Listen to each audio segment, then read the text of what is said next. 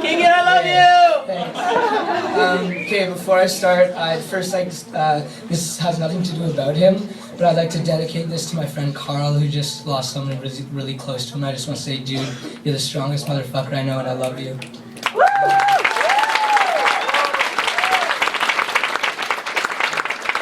I don't think there's any too many words either.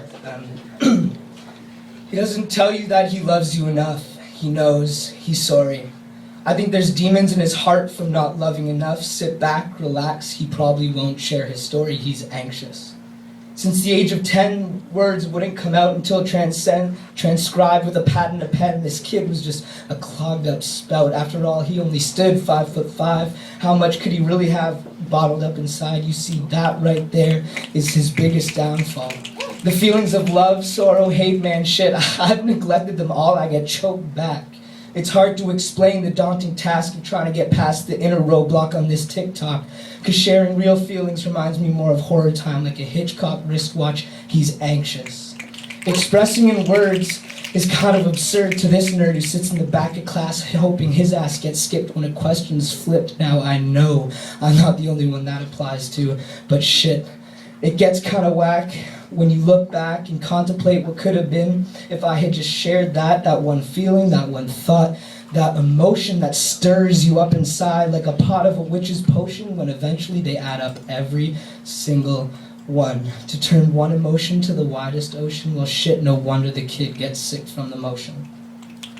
It takes time to learn that every little thing, no matter how absurd, deserves to be heard with their truthful word. There's worth. There is worth. I promise you there is worth to saying it out loud. If it falls on deaf ears, at least for your goddamn self, that's good medicine.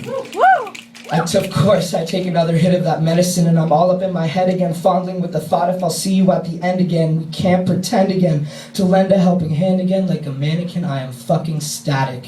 He is anxious. If I was a genius, I would have written my Illmatic, but baby steps, young, and one hurdle at a time. It's hard to make change with a couple words and a rhyme, but what the fuck isn't hard? You see, I met some people recently to whom I owe my happiness to, and for that I'm grateful. They graciously show me that it's cool to be weird, it's cool to make mistakes, it's pretty groovy to just go for it, whatever it takes.